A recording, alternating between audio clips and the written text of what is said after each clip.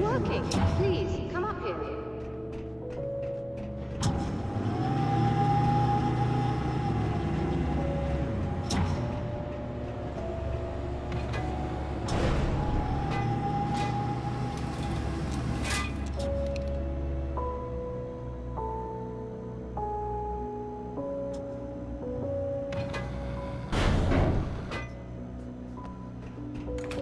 Find the signal?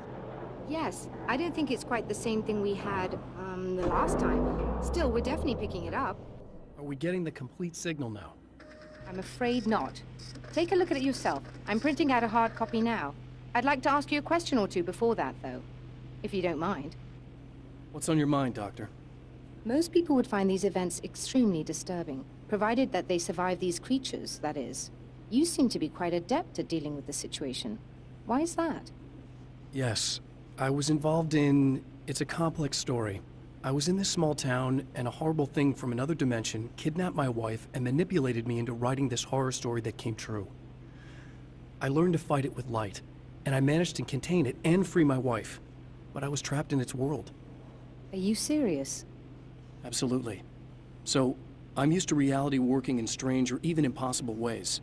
And I fought these things, not exactly like this, but close enough for a good while now. Of course, I have certain advantages. Was there anything else? What did you mean when you said you have advantages? At the risk of sounding like a lunatic, reality is much more fluid than people think. It can be influenced. I didn't take you for a mystic. I'm not. I'm a writer. And under certain conditions, I can, for lack of a better word, rewrite reality. Change things. That's absurd. But it works. Assuming I believe this, why don't you simply, I don't know, write yourself some superpowers? It's not quite that simple. You need to follow certain laws of drama, I suppose. You need to think about consistency and symbolism. Often what you write isn't anywhere near as important as what you imply. There are things out there that will take advantage of your mistakes. You really believe in this? Don't look at me like that. You've experienced some of this yourself. I will gladly admit that something exceedingly strange is going on. But this idea that you're somehow altering reality with your writing is ridiculous. You're essentially saying you're controlling my actions.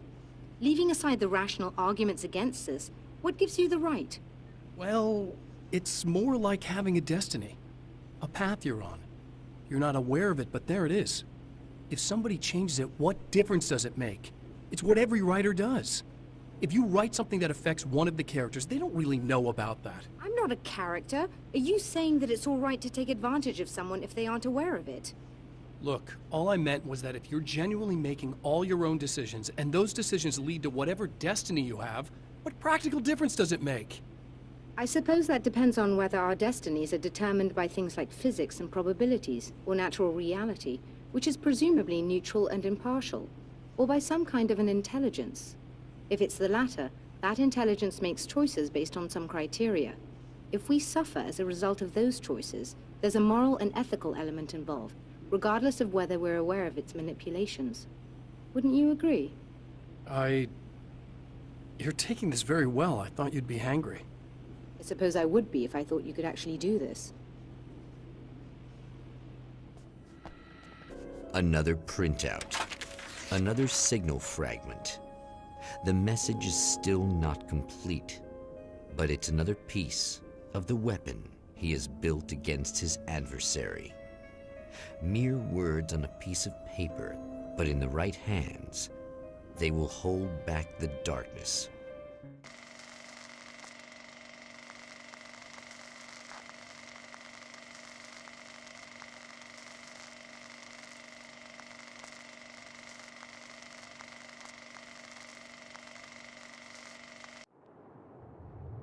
The last time the man came to the drive-in, it did not end well.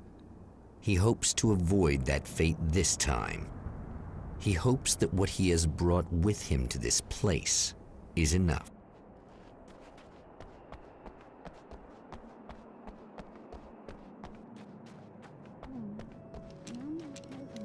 Ugh. Serena's probably out of her mind again. But I'm gonna need that key so I can get the power back on. you again? I'm really just here to get the keys so I can get the power back on. Do you want to hold me down? It's okay. I know you like that. Yeah, I'll just grab the keys. I could be like your wife. Little wifey. Waiting at home for hubby. Or you could be the mailman. Or the neighbor. I'm already married to someone who isn't crazy, thanks. I'm just gonna go and get the power back on.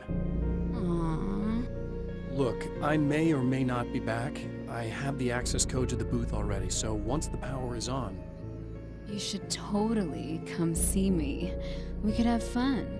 You know. We'll see how it goes. You should sit down or something. Try to stay calm. I don't want to be calm. I want to be nasty. I want to be nasty with you. Yeah, okay. You could do anything you want. You can use my... Let's not even go there. I was hoping that you'd remember more, but I guess that was too much to ask.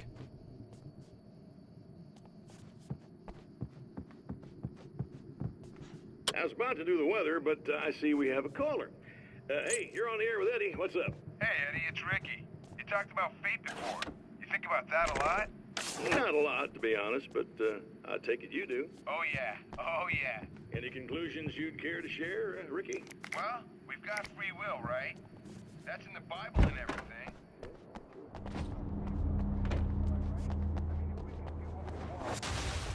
Are you getting it yet, genius?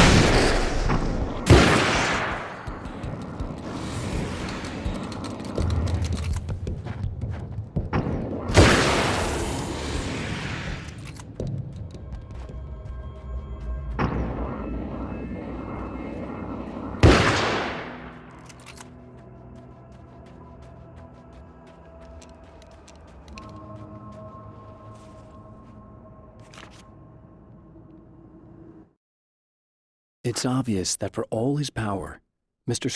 is an agent of another greater being.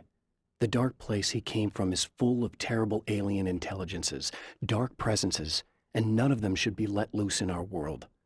He serves one of them. He'll open the way for them if I don't stop him. But he'll do more. He'll take over my life. He already has my face. He already uses my name.